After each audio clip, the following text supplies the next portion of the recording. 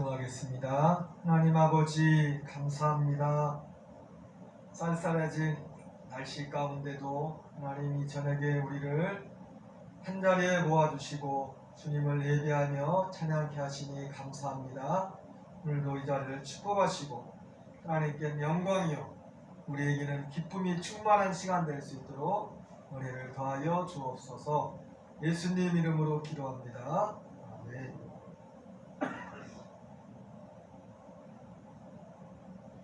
하나님은 너를 지키시는 자 찬양드리겠습니다.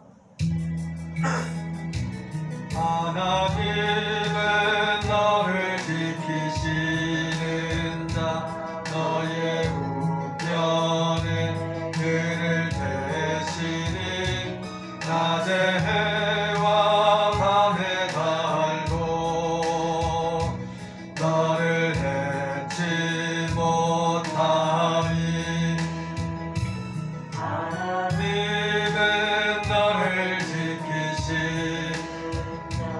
너의 환난을 면케하시니 너를 지키시리라. 너의 출입을 지키시리라. 그릇선을 보아라. 너의 눈 어디서 오나 지으신 너를 만드신 여호와께 보다. 하나님은 너를 지키시는 자 너의 우편에 그를 대시니 낮에 해와 밤에 달고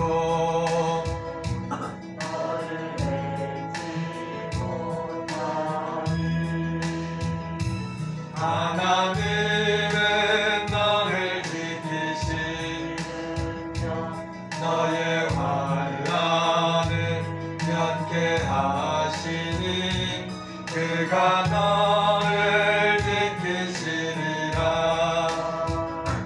너의 출입을 지키시리라. 눈을 들어 산을 보아라. 너의 눈 어디서 오나 천지 지으신 너를 만드신 여호와께 보다. 눈을 들어 산을 보아라. 너의 눈 어디서 오나 천지 지으신 너를 만드신 여호와께 보다.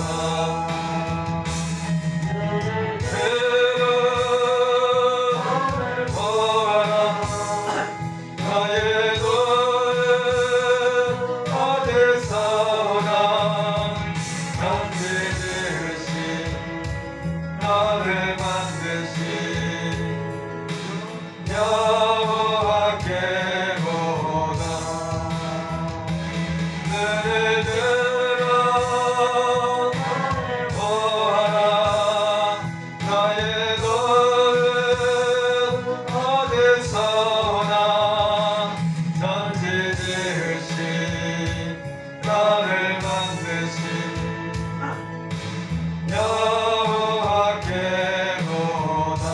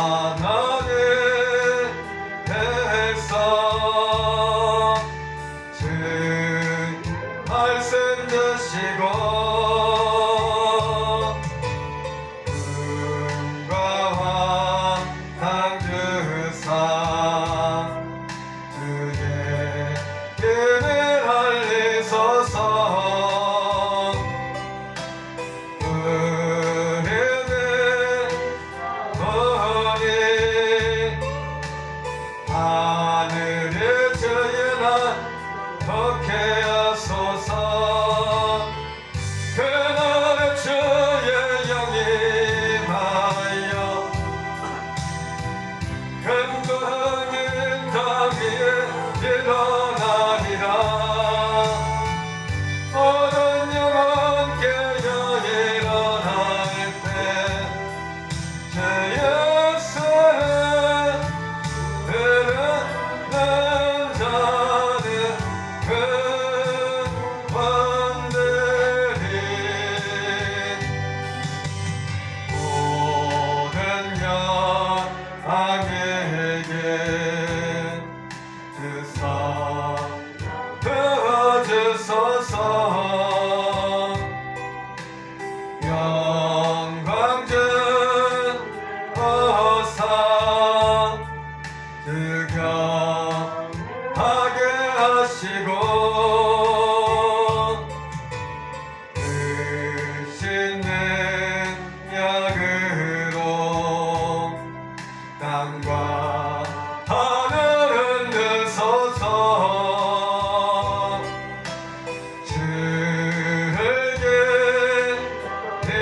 즐기니 만물이 주의만 보게 하소서. 그날에 주의 영이 임하여 근거하는 땅 위에 일어나리라. 깨어 일어날 때 역사를 흐르는 자는 구원되리. 는 민족에게 주사 부어주소서. 하나님 백성 주의 말씀 듣시고 은과 환상 주사 그의 힘을 알리소서.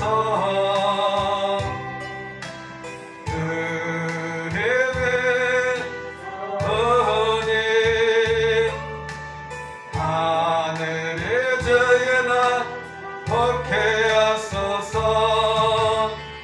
그날에 주의 영이 임하여 근거하는 땅 위에 일어나리라.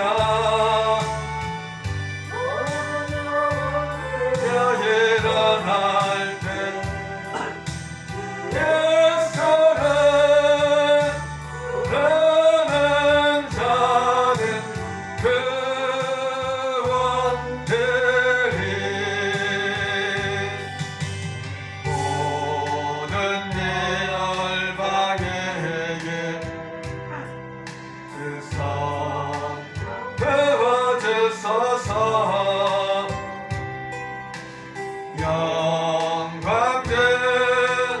주옵사. 득영하게 하시고 크신 능력으로 땅과 하늘을 흔드소서. 들을게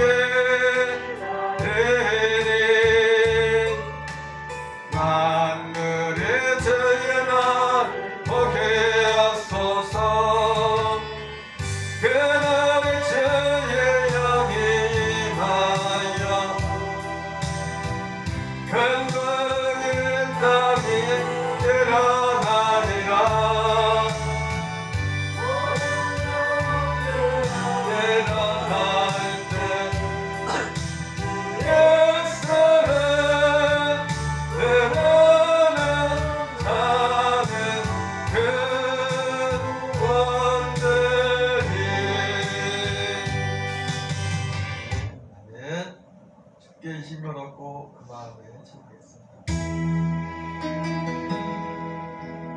힘을 얻고 그 마음에 지연의 대로가 있는 그대는 하나님의 축복의 사람이죠. 주님 그대는 너무 기뻐하시죠. 집에 가기를 사모하고 항상 찬송한 그대는 하나님의 축복의 사람이죠. 주님 그대는 너무 사랑하시죠. 그대 섬김은 아름다운 찬송 그대 헌신은 향기로운 기도 그대가 남는 땅 어디에서라도 주님의 이름 높아질 거예요. 힘을 얻고 그 마음에 지연의 대로가 있는 그대는 하나님의 축복의 사람이죠. 주님 그대는 너무 기뻐하시죠.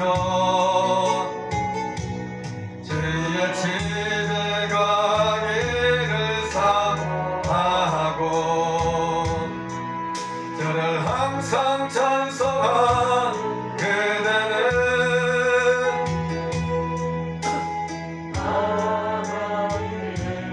축복의 사람이죠. 사랑하시죠.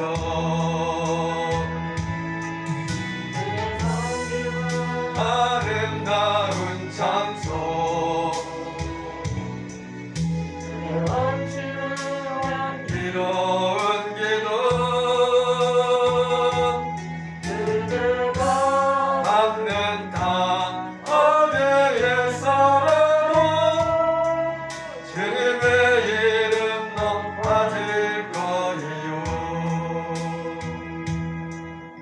네, 기도하겠습니다.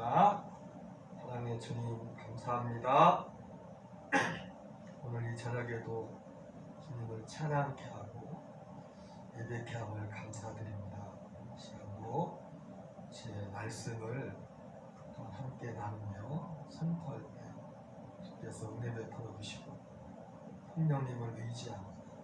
주님 지식으로 받는데 끝나지 않게 하시고 나의 생명과 능력이 될 수 있도록 주께서 은혜를 더하여 주시옵소서. 예수님 이름으로 기도합니다. 아멘.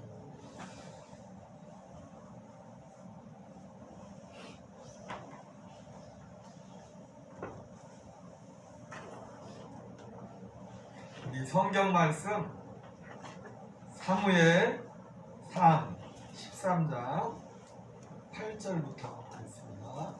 14절까지 사무엘 3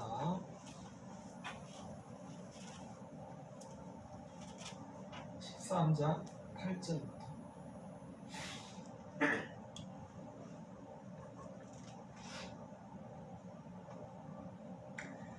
같이 한 목소리로 8절부터 14절까지 봉독하겠습니다.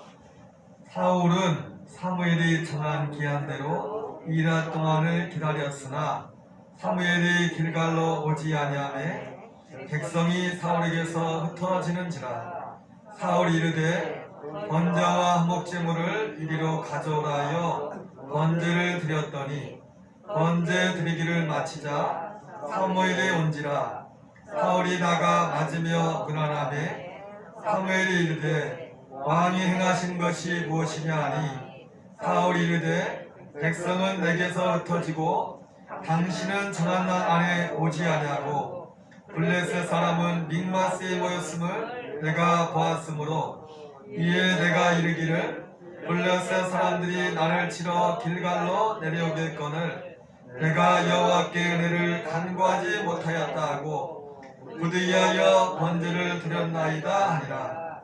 사무엘이 사울에게 이르되 왕이 망령되이 행하였도다. 왕이 왕의 하나님 여호와께서 왕에게 내리신 명령을 지키지 아니하였도다.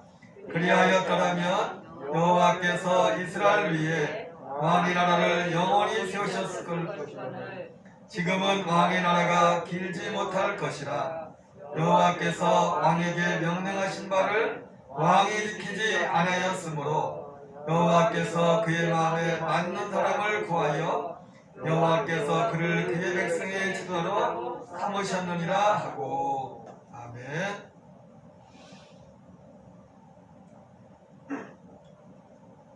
교회 소식은 주보를 참고하시기 바랍니다. 특별히 17일까지 특별 방역 기간이 이제 연장이 됐는데 예배에 나오지 못한 특별히 어르신 성도님들 우리가 같이 예배는 드리지 못하지만 관심을 가지시고 기도하시고 또 우리 속장님들은 꼭 일주일에 한 번씩 속장님이 아니더라도 꼭 안부 전하고 물어보고 서로 교통이 끊이지 않도록 그렇게 힘써주시면 감사하겠습니다. 돌아오는 주일에 신천임원 임명장 수여식이 있습니다. 성경 스케치, 성경 개관 암송하기 테스트지를 17일까지 제출을 부탁드립니다.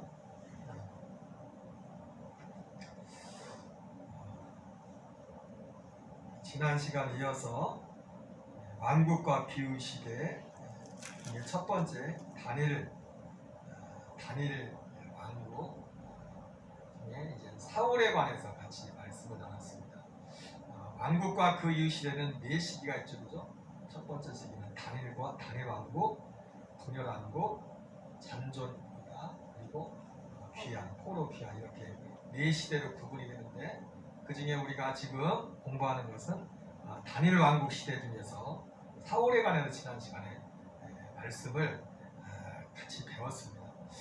사무엘상을 사울에 대해서 오늘 한 번 더 정리를 할 텐데요. 사무엘상을 공부하면서 사사기의 이 연장선상에 나오는데 우리가 큰 흐름을 다시 한번 생각했어요. 첫 번째 사무엘상 1장부터 3장까지는 어떤 이야기가 나옵니까? 사무엘의 출생과 사무엘이 그 한나를 통해서 탄생하는 그 출생의 과정, 그리고 사무엘의 부르심, 하나님 앞에 부름받는 부르심의 과정이 나오죠, 그죠? 그리고 특별히 사무엘의 부르심의 과정 가운데 또 그 사사였던 엘리의 가문의 몰락에 대해서 기록이 되어 있습니다.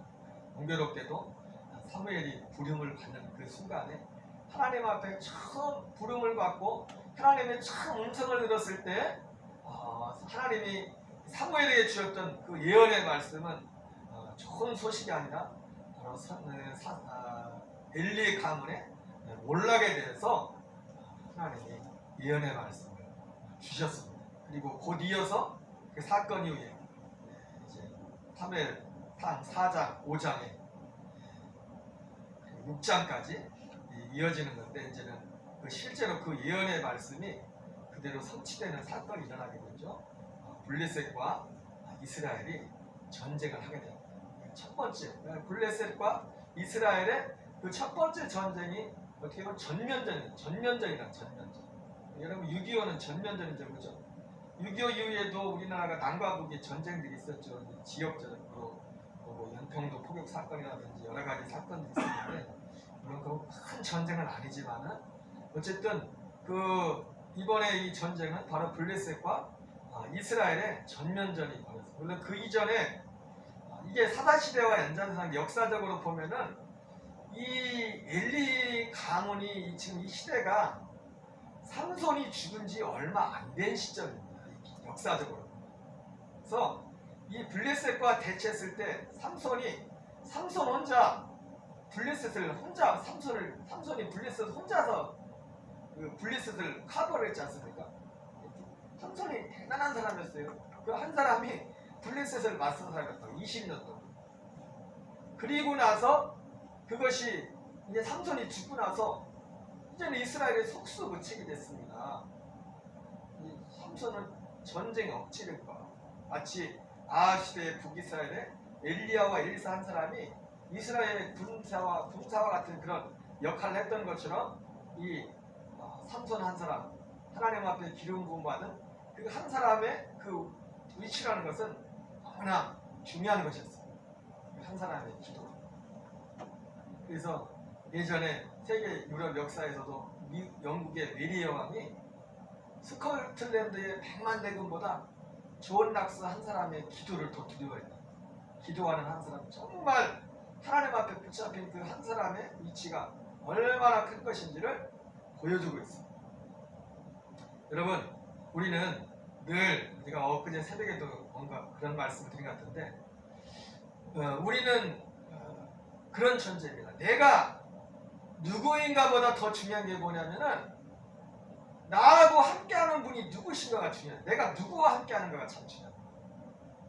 내가 누구인가 보다 더 중요한 게 여기는 주로 내가 누구인가에 그것만 집중을 하거든요. 그러나 물론 내가 누구인가도 중요하지만 내가 누구인가보다 더 중요한 것은 뭐냐면 내가 누구와 함께하는 애가 참 중요한 겁니다.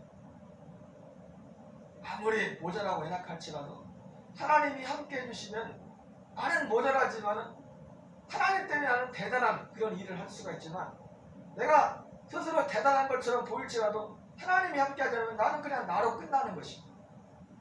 어쨌든 그러한 가정에서 이제 아벡과 에베네스에서 전쟁이 발발했어요. 발발했는데 처음에 전쟁에서 이스라엘이 예상외로 대패를 해서 4,000명이 죽었어요. 이 당황한 이스라엘의 장로들이 어떻게 합니까? 안 되겠다 해가지고 실로에 있는 법궤를 가지고 옵니다. 법궤를 가지고 오니까 이것이 소문이 블레스 사람들한테 이제 퍼져가지고 블레스 사람들이 큰일 났습니다. 사기가 땅바닥에 떨어졌어요. 왜?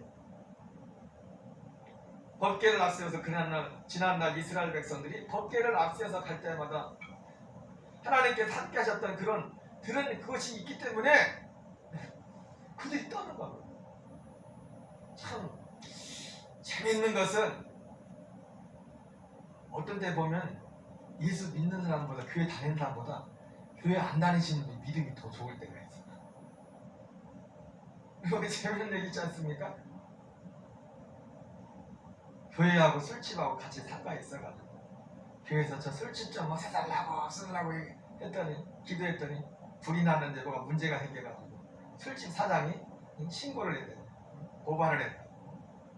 저 교회에서 기도해가지고 불이 났다고 목사님 말을 말해. 어떻게 기도한다고 불이 나냐? 안 믿는 사람들이 불신자들이 예수 믿는 사람들 사실은 농담 같지만요. 가만히 보면 진짜 그럴 때가 미신적이라도요.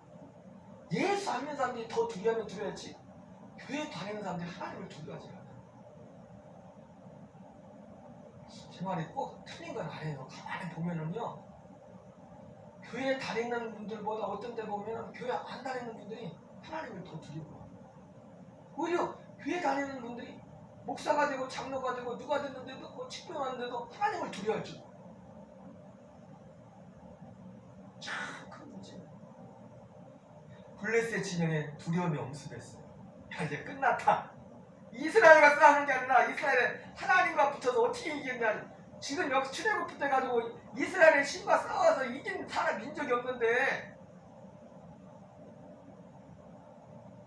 그러나 거기서 두들두만 다든 게 아니라 에이, 어차피 우리 힘을 안 가서 죽게 아니면 까무리치나 하고 싸웠는데 이거 웬걸? 법궤를 앞세웠는데도 블레셋이 지지 않고 블레셋이 이깁니다. 3만 명이 3만 명이 죽게 되고 이스라엘 백성 3만 명이 죽게 되고 법궤를 빼앗기고 홈리와 피네아스 엘리아들 홈리와 피네아스가 죽임을 당하게 돼요. 그래서 돌고 돌아가 이 법궤가 어디로 갑니까? 7달 동안 블레셋 땅으로 갑니다. 다 들어갔다가 에그로로 아스도스로 갔다가 가드로 갔다가 에그로로 갔다가 베세베스로 기럇 예아림으로까지 이렇게 법궤가 이동해. 가는 곳마다 전쟁에서 승리했는데 하나님의 법궤가 가는 곳마다 재앙이 그 블레셋 땅에 임하는 거예요. 그래서 거쳐서 기럇 예아림이라는 그 땅에 오게 됐는데 거기에 다윗이 이제 그 법궤를 옮겨갈 때까지 70년 동안 거기에 머무르게 됐어요. 기럇 예아림에 머무르게 되는데 바로 여기에 우리가 간과해서 안 되는 놓치지 말아야 될 중요한 게 있는데 하나님은 그래서 그 아벡과 에베네셀 전투가 왜 이렇게 중요하냐면 그 사건 어머니 볼 때는 그냥 블레셋과 이스라엘의 전쟁으로 끝나는 것 같았지만은 사실 하나님이 믿음의 촛대를 신앙의 촛대를 옮겼어요. 그러면 성소가 성막이 실로에 있었는데 실로는 어디인가 에브라임 땅이죠. 에브라임 땅. 에브라임 땅에 있었는데 그 에브라임 땅에 있던 법궤를 어디로 옮겼어 하나님이? 물론 이방인의 손을 통해 가지고 하나님의 백성들 이방인의 손을 통해 억지로 어디로 기럇 예아림으로 옮겼는데 기럇 예아림은 유다 땅, 유다 지파. 사다 시대에 리더십을 하나님이 에브라임 지파에게 줬었는데 그 리더십을 에브라임 지파가 그것을 소홀히 했어. 그 사명을 감당하지 못해서 그를 유다 지파로 옮겼어요. 여러분 이 말씀이 시편에도 그 기록되어 있어요. 하나님 시편에 이 내용을 말씀하고 있어요. 실로에 있던 성소를 폐하시고 하나님 유다로 옮기셨다. 사사기에 보면 므낫세 지파의 두 사사 유명한 사사가 있죠. 요단 서쪽에는 므낫세 지파의 사사 누가 있죠? 기드온이 있었고 요단 동편에는 누가 있었어요? 네? 근데 이러니까 내가 할 말은 요단 동편은 이 땅에 있었잖아요. 둘 다 전쟁을 할 때마다 다 끝나고 나서 누가 와서 딴지를 걸어요? 에브라임 와서 딴지를 걸어요. 에브라임. 므낫세와 에브라임은 사실 형제잖아요. 형제. 요셉의 아들이잖아요. 요셉의 아들. 므낫세와 에브라임. 전쟁할 때 앞에 나갈 때 싸우지도 않고 있다가 가만히 다 뒤에 와가지고 자기들 어떤 이름만 내려고 하는 그런 껍데기만 남은 완전히 껍데기만 남은 에브라임의 모습. 하나님이 사사시대 그걸 보다 사사시대의 문제는 바로 종교적으로는 레위인들이 그 사명을 하지 못해서 그랬고 정치적으로는 에브라임 사람들이 그 몫을 제대로 감당하지 못했어요. 하나님이 그거를 옮겼어요. 억지로 전쟁을 통해 가지고 블레셋 아벡 전쟁을 통해서 법궤를 신뢰했던 법궤를 옮겨가지고 바로 기럇 예아림 유다 지파 땅으로 옮겨놓은 겁니다. 그리고 이제 미스바 전투가 있죠. 미스바 전투 그 이후에 그 이제 법궤가 돌아오고 난 후에 블레셋이 그래도 불구하고 전쟁에서 패한 블레셋에 대한 그런 어떤 두려움들이 있을 때 이 사무엘이 그때 등장해가지고 이제 장생해가지고 미스바에서 성회를 열고 여기서 이 소식을 듣고서 누가 합니까? 블레셋이 다시 올라옵니다. 올라오는데 사무엘이 하나님 앞에 번제만 드리죠. 하나님이 우리를 바라셔가지고 하나님이 적진을 연화시켜서 전쟁에 승리하는. 그래서 에베넷을 하나님께서 여호와께서 여기까지 도우셨다. 그러니까 지난 연말에 했던 말씀에 그런 말씀 드렸죠. 설교 제목에 설교 본문이 에베넷을. 에베넷을이 제가 뭐라고 했어요? 이 에베넷의 은혜가 그냥 우리가 편안하게 쉽게 말하는 에베넷의 은혜가 아니었어요. 정말 이길 수 없었던 블레셋. 이 아벡과 불과 얼마 안 됐어요. 불과 얼마 안 된 아벡과 에베넷을 그 전투에서 패한 그런 블레셋이라는 그 어떤 트라우마가 아직도 가시지 않은 그런 절망적인 그런 상황에서 사무엘만 빼고 이스라엘 백성들은 전부 벌벌벌 떨고 있었어요. 블레셋이 올라왔을 때. 사무엘이 하나님은 마치 골리앗이 왔을 때 이스라엘 전군이 다 공포에 떨고 있었던 것처럼. 근데 오직 떨지 않은 사람은 누가 한 명, 다윗 한 사람만 떨지 않았죠. 그렇죠? 전 이스라엘이 다 떨고 있는데 누가 한 사람만 안 떨었어요? 사무엘 한 사람만 안 떨었어요. 하나님의 손에 붙잡혔어요. 주님의 손에 붙잡혔어요. 참 우리가 부러운 게 있다면 부러운 게 있다면 정말 믿음 있는 사람이 부러워요.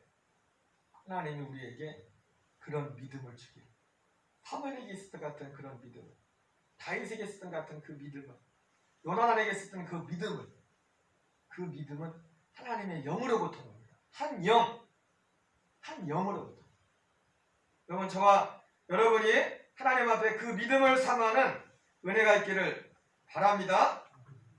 그리고 이제 그렇게 됐는데, 거기까지가 이제는 마무리를 하면서 이제 드디어 이제는 어디로 가냐면 이제 왕을 구하는 그런 사건이 나옵니다. 8장에, 사무엘상 8장에 이제 시간이 좀 지나서 사무엘도 늙고 사무엘의 아들들도 자기의 어떤 행실이 해야 될 역할들을 하지 못하니까 이스라엘 백성들이 와가지고 왕을 달라고 하는 겁니다. 열왕기상 8장에. 그래서 이제 사울이라는 초대 왕을 세우게 되는 것이죠. 여기까지 이해가 되셨나요? 이해가 되셨어요? 다음 주에 또 물어봐도 저는 또 할 말 있을 것 같습니다. 자, 그래서 지난주에 그래서 사울에 대해서 공부를 했는데 성경 스케치 그림을 가지고 지난주에 했고, 오늘 여기 좀 지도를 가지고 다시 한번 이제 정리를 좀 간단하게 하고서 마칠까 합니다. 왕국 시대에 대해서. 자, 아까 말씀드렸죠. 이제 왕을 세우게 된 배경은 원래 하나님의 뜻이 아니었죠. 하나님의 뜻이 아니었습니다. 하나님의 뜻이 아니었습니다. 하나님은 왕을 세울 계획이 없었습니다. 그러나 이스라엘 사람들이 우리도 이방 나라들과 같이, 주변의 나라들과 같이 우리에게도 왕을 달라고 하세요.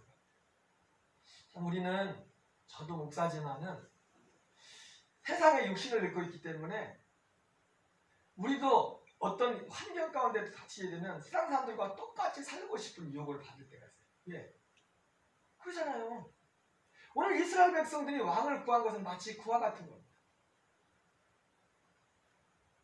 이거 믿음도 좋지만 이거 참 쉽지 않다. 우리도 이방 나라처럼 우리도 왕을 달라. 그동안 하나님이 해서 그래도 하나님에도 버텼는데 하나님이 뭔가 믿음지가 않은 거야. 우리가 믿음에서 떨어지면은 저와 여러분들도 언제든지 그러한 모습으로 나타날 수가 있어요. 하나님은 사무엘이 굉장히 섭섭해했죠. 사무엘만 섭섭한 게 아니라 하나님도 섭섭했어요. 야, 너 섭섭해하지 마. 이스라엘 백성들이 너를 버린 게 아니라 나를 버린 거야. 그러면서 사무엘이 설득하죠. 야, 잘 생각해봐. 왕을 세워서 좋을 것 같지만 안 좋은 것도 많아. 왕 세우면 봐라, 당장 니네 세금 내야지. 그리고 왕국 유지하려면 이것저것 해야지. 할 거 많아. 네 아들들 군대 보내야지. 네 딸들 가서 몸종을 가가지고 또 섬겨야지. 너희들이 부담될 게 참 많아. 그런데도 소용없어요. 소용없어. 사람이 어떻게 마음을 청하면 다른 사람의 말 들리질 않죠, 그죠? 그래서 그러한 어떤 그 배경에 대해서 왕을 세우게 되는데, 이제 사울 왕을 세우는 과정입니다. 사울 왕을 세우는데 시기적으로는 기원전 1050년부터 1010년 그 사이에 있었던 사건입니다. 40년 동안 사울이 다스리는데요. 사울이 왕이 되는 과정이 크게 세 과정으로 되어 있습니다. 라마에서, 미스바에서, 그리고 길갈에서 이게 왕으로 옹립되는 그런 과정이 이제 기록되어 있는데요.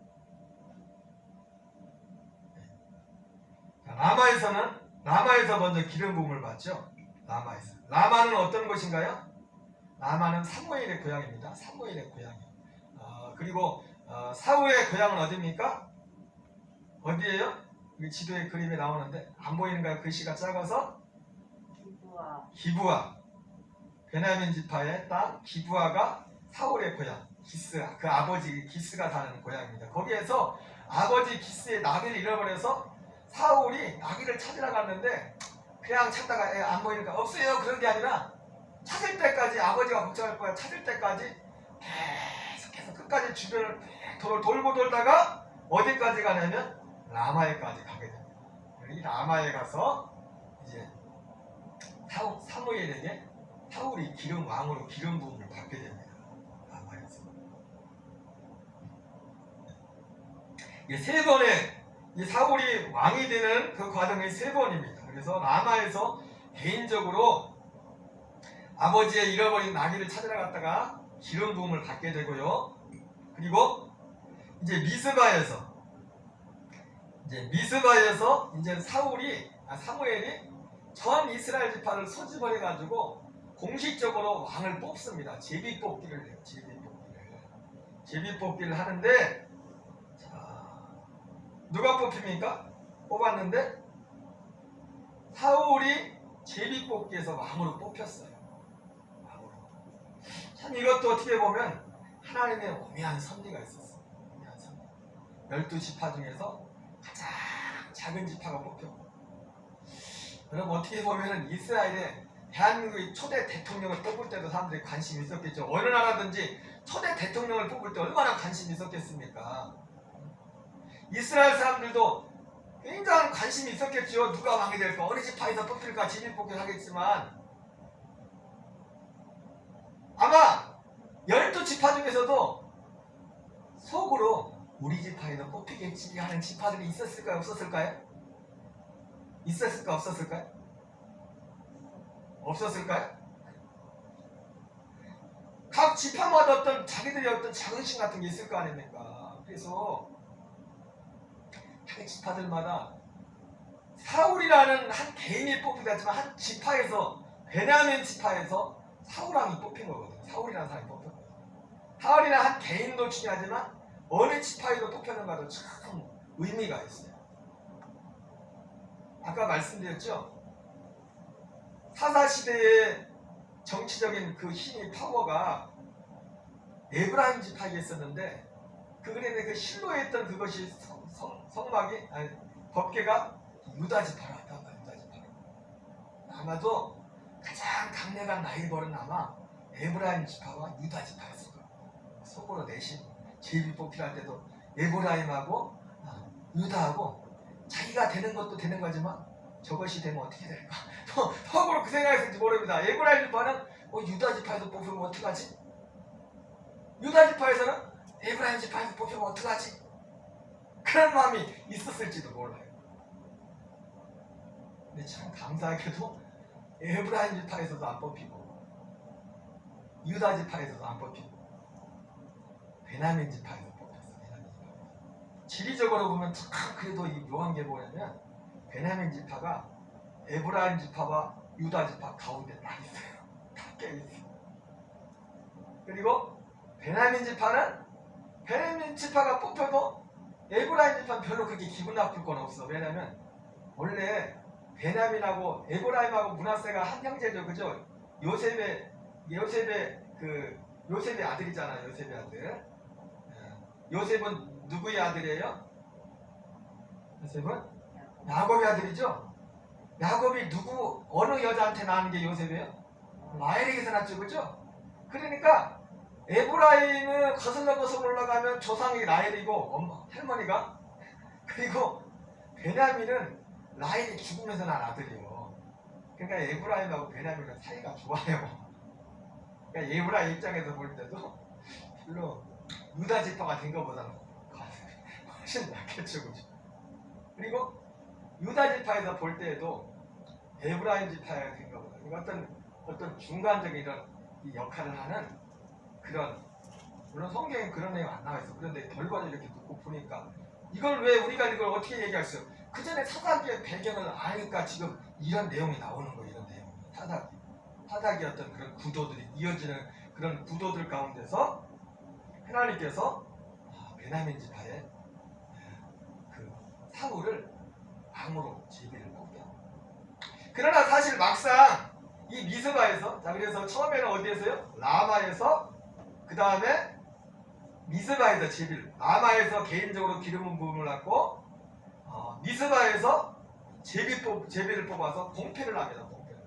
그러나 공패를 했지만은 사람들이 실제로 왕궁도 없었고 뭐 아무것도 없었어요. 그냥 이름만 왕이지. 조금 있다가 이제 전쟁이 나지만은 전쟁 났을 때도 어떻게 합니까? 쟁기질하고 있었잖아요. 왕이 쟁기질하고 있었잖아요. 왕으로 공표는 됐지만은 그렇게 이스라엘 백성들한테 신임을 받지 못했어요. 왜? 아직 왕으로서의 어떤 존재감을 발휘할 기회가 없었어요. 그러다가 이제 하나의 전쟁이 생기게 되죠.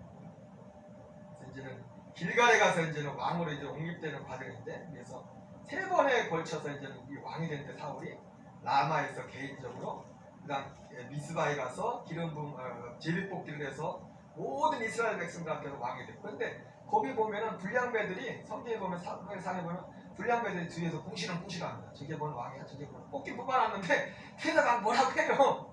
그런 사람들이 있었어요. 사울도 가만히 있었죠. 그때는 한 말 없어.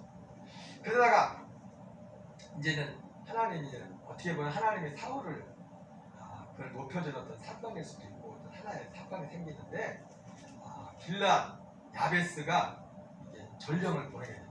암몬왕 나하스가 거기에 찾아와가지고 항복하든지, 항복해도 그냥 항복하는 게 아니라 네 눈을 다 눈을 뽑아버리겠다.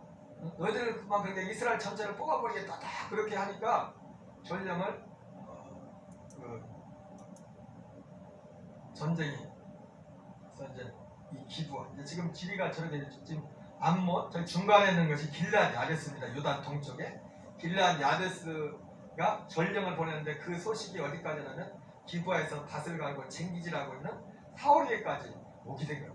사울이 그 순간에 하나님의 영이 감동을 받아가지고 가까이 서로를 각을 떠가지고 그걸 지파에다 탁 보내면서 누구든지 이 전쟁에 나오자면 다 이렇게 될 거다 그랬더니, 하나님께서 사람들 마음에 한결같은 마음을 줘가지고 한 마음이 되게 해가지고 두려움을 줬으니까 안 나가면 안 되겠다 그런 마음을 줘가지고 다 똑같은 마음을 줘가지고 이 유다 지파의 3만 명, 나머지 이스라엘 지파의 30만 명, 33만 명이 이제 길랏 야베스를 도와주러 가는 겁니다.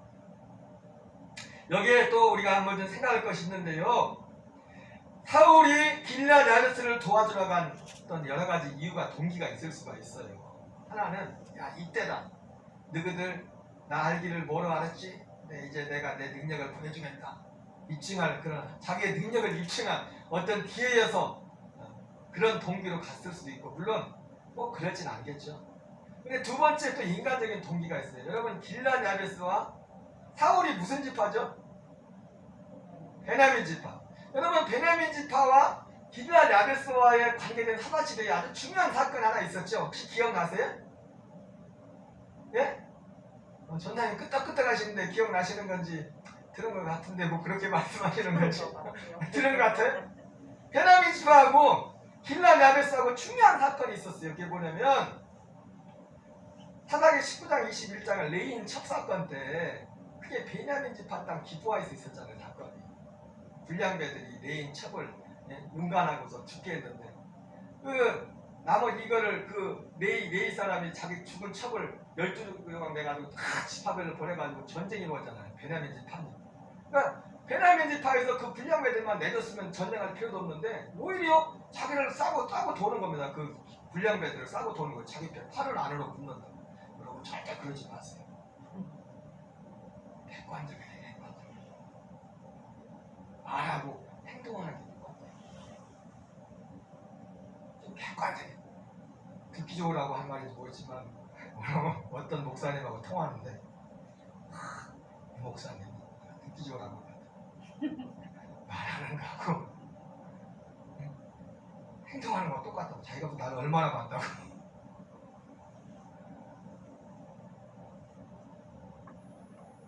말을 안으로 굽는다고. 아니, 분명히 잘못했는데도 그걸 그냥 부진하고 나가는 거야. 그래가지고 결국 전쟁을 하게 돼서 베냐민 지파가 씨가 바르게 됐어. 몇 명 남았어요? 남자만 600명밖에 안 남았어. 여러분, 여자 남자 둘만 있어도 소망이 있습니다. 그런데 남자만 10,000명 있으면 소망 없어. 큰일 났어요. 문제는 뭐예요? 나머지 11지파가 맹세했거든. 절대로 우리 딸들을 저것들한테는 줘서는 안 된다. 하나님의 이런 맹세했어. 그런 이제는 큰일 났어. 처음엔 열받아가지고 화나가지고 하도 화가 나가지고 그렇게 맹세했지만 해놓고 보니까 11지파가 다 후회가 되는 거야. 땅을 치면서 울면서 통곡을 합니다. 큰일 났다. 하나님의 한 지파가 없어지게 되면 어떡하냐. 그러다가 이 600명들 남은 남자 600명들을 짝을 하나씩 찾아야 될 텐데 안 주기로 했거든. 맹세했거든. 그런데 생각난 게 뭐예요? 길란 야베스는 이 전쟁을 할 때 참석을 안 했어. 그래가지고 저것들 혼자 놔야겠다 해가지고 거기를 징계하면서 남자를 낳지 못하는 여인애들 처녀들 400명을 잡아옵니다. 그래가지고 400명을 짝을 채워주는 거예요. 몇 명 남았어요? 200명 남았죠. 그건 잘 아시네. 200명 남아서 200명을 어떻게 합니까? 야, 어떡하냐. 우리가 맹세내에서 우리 딸은 줄 수 없고 그래서 힌트를 줬어요. 코치를 합니다. 야, 우리가 맹세했기 때문에 우리 딸들은 줄 수 없지만 해마다 실로에서 축제가 있는데 그때 딸들이 가서 그러니까 우리가 눈 감아둘 테니까 알아서 데려가라. 200명 데려가래가지고 600명을 채워가지고 완전히 씨가 마를 뻔했던 베냐민 지파가 그러니까 여러분 여기서 또 나오는 게 뭐예요? 길란 야베스가 베냐민 지파의 외갓집이요. 3분의 2가 뭔 말인지 아세요? 돌아가야 돼요? 말아야 돼요? 지금 외갓집이 다 망하게 생겼어. 지금 외갓집이. 그런데 여러분 외갓집이 망하든 내가 내 이름을 날리든 좋다 이거야. 근데 두려우면 못 가는 겁니다. 아무리 가고 싶어도 아무리 대의명분이 있어도 정작 내가 거기에 갈 용기가 나지 않으면 갈 수 없는 거야. 사울이 어떻게 저기를 갔습니까? 하나님의 영이 감동합니다. 하나님의 영이 감동합니다. 그럼 우리 삶 속에 많은 그럴듯한 명분이 있을지라도 우리가 하나님의 영으로 충만하자면 주님으로 충만하자면 마음은 온유되 육신이 약합니다. 거기서 끝나버립니다.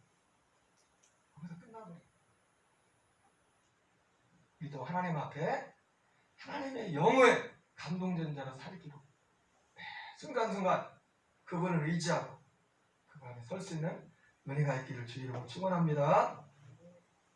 이렇게 전쟁에 승리하게 되죠. 결국 그래서 이제 길갈이라는 곳에 가서 이제 왕으로 선포하게 됩니다. 길갈은 굉장히 교훈이 깊은 곳이 영적인 상징적인 곳입니다. 이스라엘이 가나안 땅을 처음 밟아서 전쟁을 치른 베이스 캠프였던 곳이 길갈이에요. 이것이 사무엘상 9장부터 11장까지의 기록이 되어 있어요. 그리고 12장에는 사무엘의 고별설교가 나와요. 사무엘. 물론 그리고 나서도 사무엘이 더 오래 삽니다. 그리고 나서 이제 한 2년이 지난 후부터 어떤 중요한 사건이 큰 사건이 일어나는데 사울이 이제 그렇게 하나님 앞에 우여곡절 하나님이 세운 사울이 그 영적으로 기우는 그런 사건 두 가지 사건 하나는 믹마스 전투와 하나는 아말렉 전투입니다. 자, 믹마스 전투는 한마디로 보냐면 게바 포위 작전이에요. 게바 포위 작전. 따뜻한 게바 포위 작전.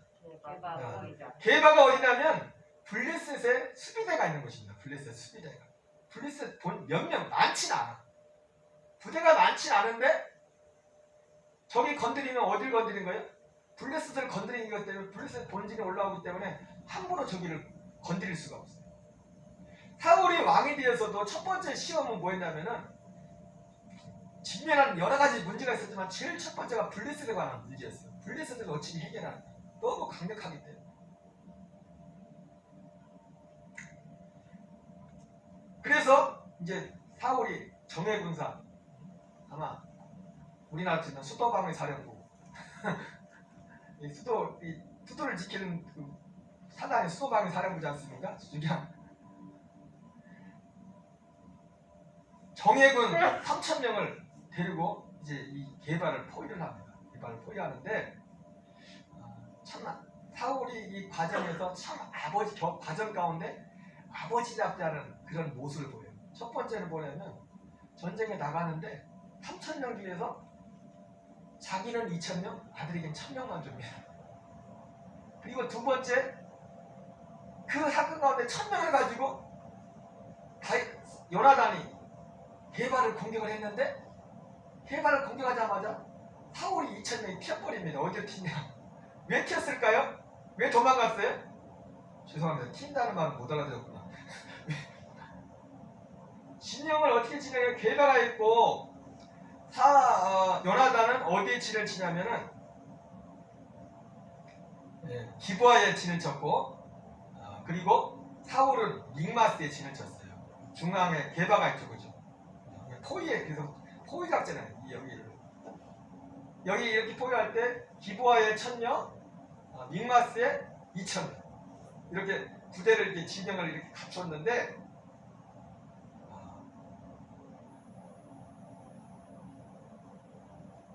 요나단이 먼저 공격을 했어요. 공격을 했는데 이것을 듣고서 사울이 도망을 가버립니다. 길갈로 도망을 가버려요. 네, 큰일 났다. 벌집을 먼저 건드려놨네. 네, 블레셋 본진이 올 걸 생각하니까 뒤에 겁을 먹고서 걸어마 나사렛 하면서 어디 가냐면 길갈로 도망가고 어떤 사람은 아예 어떤 부하들은 요단 강가 건너편까지 도망가고 나중에 2,000명 중에 그 13장에서 사무엘이 제자들이 기다리는 그런 장면이 나오는데 사무엘이 왔을 때 다 도망가고 600명밖에 안 남았어요. 참 그거 보면 어떻게 보면 사울의 입장도 참 이해는 할 만한데 그게 다 뭐 문제예요? 믿음이 없으니까 두려우니까 계속 헛발질만 하는 거예요. 계속 헛발질. 요나단은 1,000명을 가지고도 믿음이 있으니까 계속 헌신해서 취하는데 사울은 2,000명을 가지고도 믿음이 없으니까 계속 헛발질만 하는 거예요. 헛발질. 그리고 나중에 도망가요.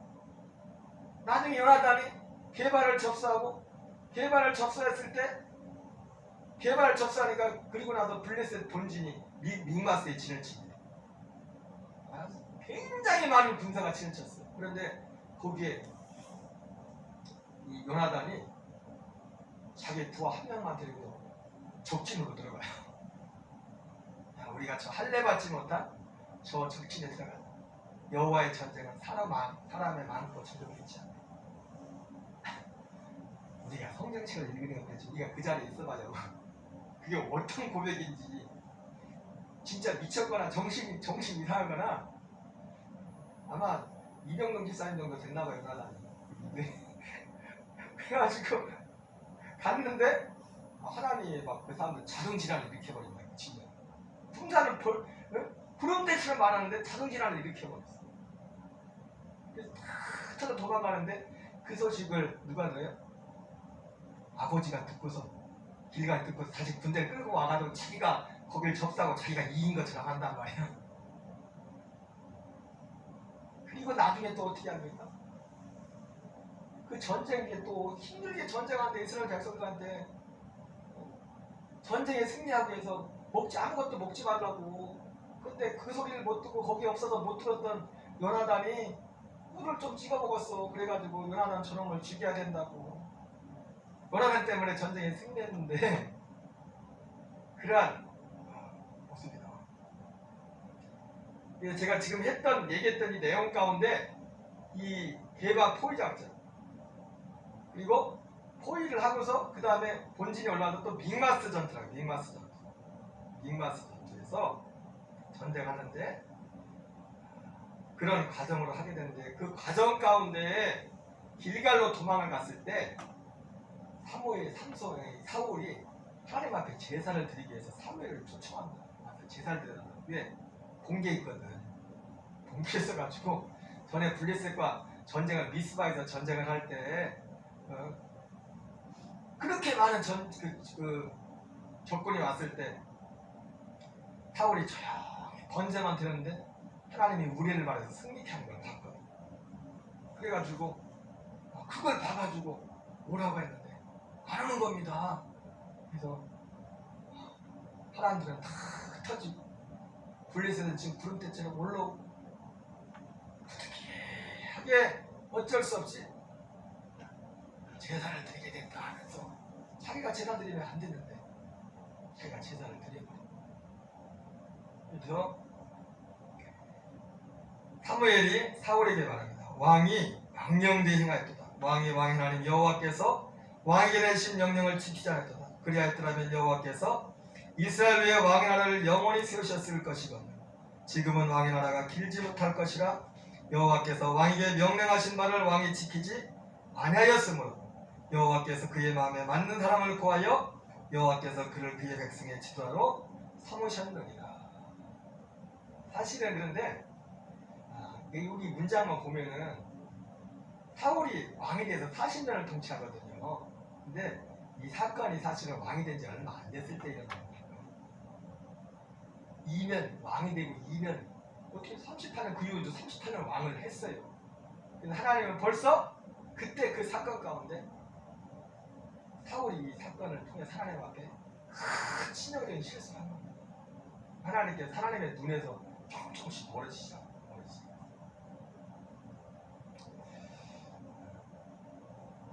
우리는 흔히들 속을 때가 있어요. 왕이 되어서 2년이 되어가지고 이 일이 발생했고 사무엘이 이렇게 말했지만 사실은 그 이후에도 38년이 더 갔어요. 사실은 40년 중에 2년은 얼마 안 된 거잖아요. 그때 왕의 나라가 길지 못할 것이라 이렇게 말을 했는데 그러니까 금방 그게 실제로 현실로 드러나진 않았어요. 그리고 실제로 이 14장에 보면은 믹마스 전투 이후에 하나님께서 사울이 가는 곳마다 전쟁에 승리케 하는 그런 일들이 있어요. 참, 능력은 뭐냐면 진짜 영적으로 진짜 된 사람은 누구냐면 사울이 그 사건 이후에도 잘 나갔어요. 이 길갈에서 제사를 드린 그 잘못된 망령된 짓을 한 그때 그 이후에도 잘 나갔다고 한참 동안. 진짜 된 사람은 그때 그 소리를 알아들을 줄 알았어요. 그때 그 소리를 못 알아들으니까 결과적으로 교만해서 아말렉과 전쟁할 때도 하나님의 말씀에 불순종하고 잘 되고 있다. 아무리 잘 되고 있어도 지금 내가 하나님께서 잘못된 게 있으면 잘못된 거예요. 내가 세상적으로 지금 아무리 잘 나가고 있어도 지금 사울이 잘 나가고 있거든요. 지금 왕이 된 지 2년이거든요. 2년. 내일 왕의 나라가 길지 못할 것이다 이렇게 말했지만 아직 38년이나 남았거든요. 결과적으로. 그리고 잘 나가고 있었어요. 실제로 이 14장 믹마스 전쟁 이후에 그 성경을 보면은 그들 분명하게 기록해주고 있어요. 14장 47절에 보면 사울이 이스라엘 왕위에 오른 후에 사방에는 모든 대적 곧 모압과 암몬 자손과 에돔과 소바의 왕들과 블레스 사람들을 쳤는데 향하는 곳마다 이겼고 용감하게 아말렉 사람들을 치고 이스라엘을 그 약탈한 자들의 손에서 건졌더라.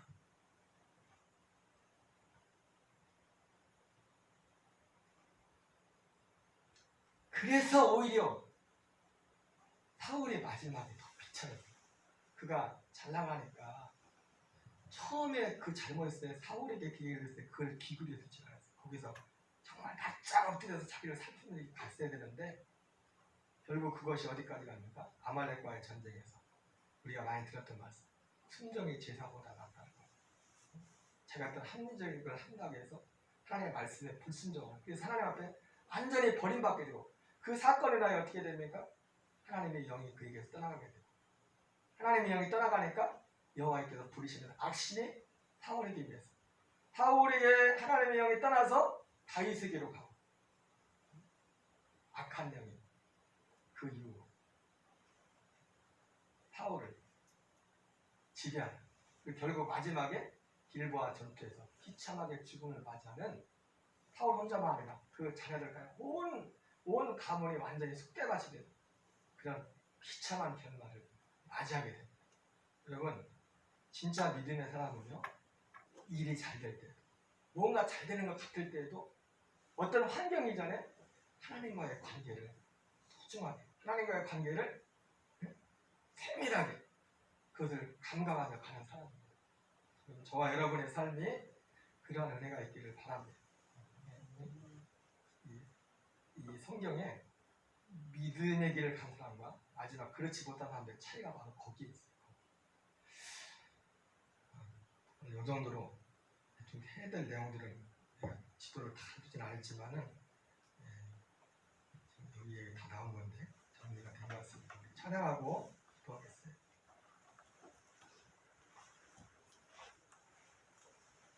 일로 올려주세요.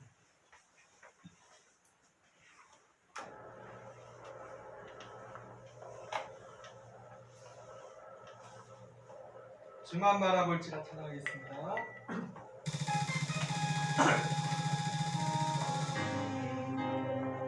사랑을 사모하는 하나님의 평안을 바라보는 자 너의 모든 것 창조하신 우리 주님이 너를 얼마나 사랑하시는지 하나님께 사랑과 경배하는 자 하나님의 선하심을 닮아가는 자 모든 것 창조하신 우리 주님이 너를 찾아 사랑하셨네 하나님 사랑의 눈으로 나를 어느 때나 바라보시고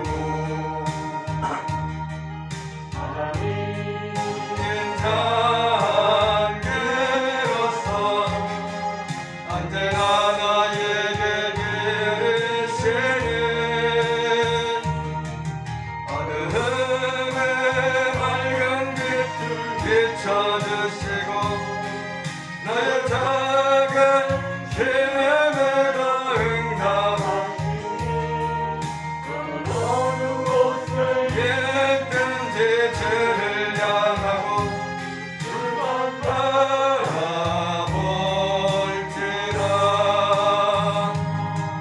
하나님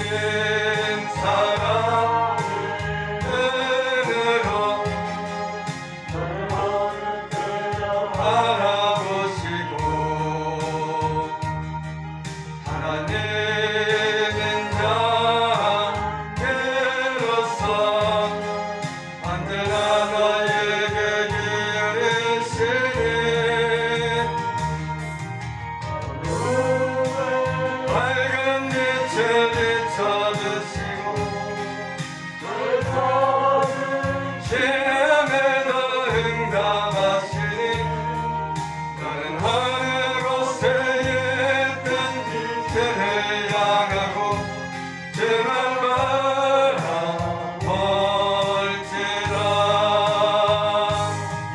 하나님 사랑의 눈으로 나를 어느 때나 바라보시고 하나님은 자비로서 언제나 나에게 기르시니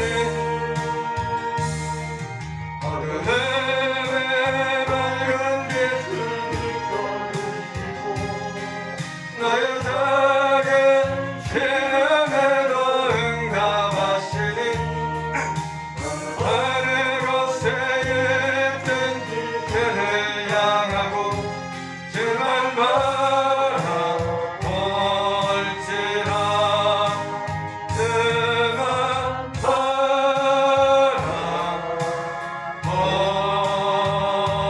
바라볼지라 네, 이 시간 기도할 때 짧은 시간에 사무엘, 사울에 관한 그런 내용들을 봤는데요. 여러분 믿음이 있고 없고의 차이는 여러 가지로 나타나겠지만 오늘 이 말씀 가운데 보면은 우리도 마찬가지입니다. 세상이 크게 보이느냐 하나님이 크게 보이느냐 그것이 믿음이 있고 없고의 차이인 것 같습니다. 그죠? 사울이 믿음이 있을 때는 블레셋이 두렵지 않았지만 요나단이 믿음이 있을 때는 그 많은 블레셋 군대 앞에서 블레셋 군대보다 하나님이 더 크게 보이는 거예요. 그래서 그 적진에 가 전쟁에 승리하고 다윗도 블레셋 군대보다 하나님이 더 크게 보여요. 사울이 왜 하나님 앞에 범죄했어요? 왜?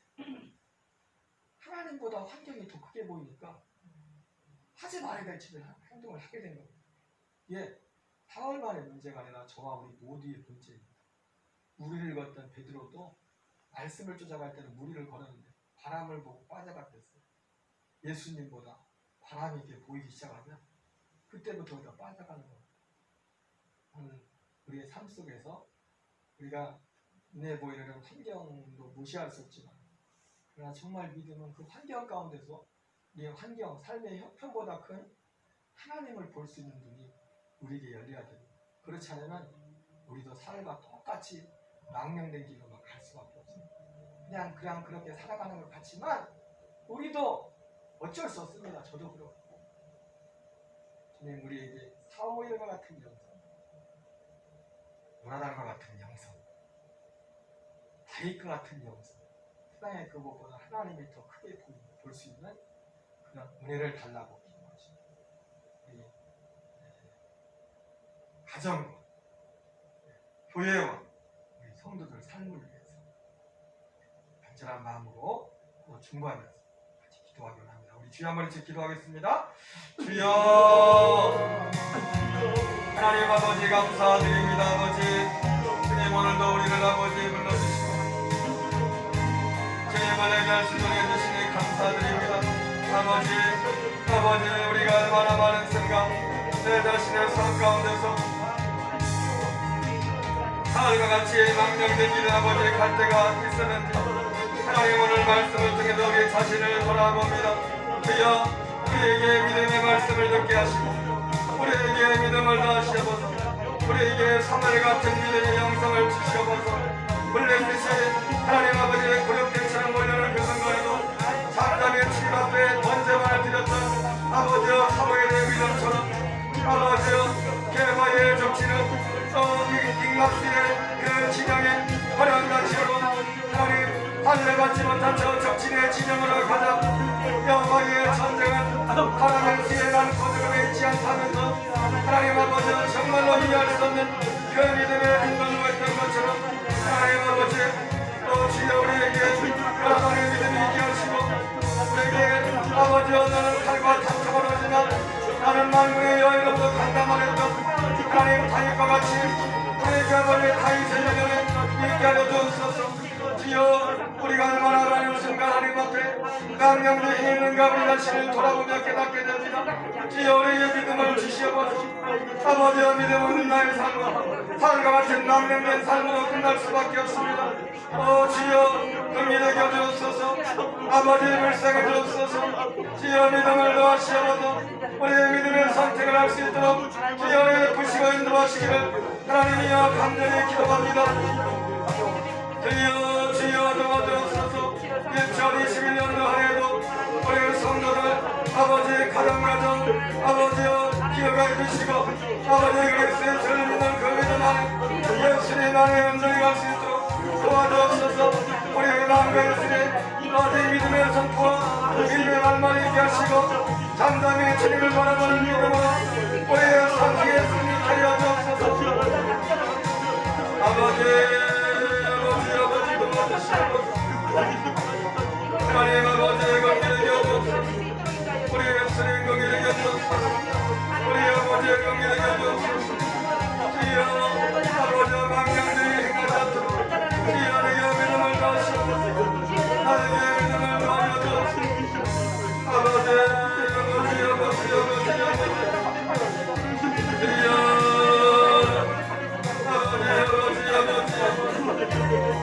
아버지 괜찮은 물씬 당하들고 아버지와 똑같은 삶의 방식으로 나가는 지연을 더하여주옵소서.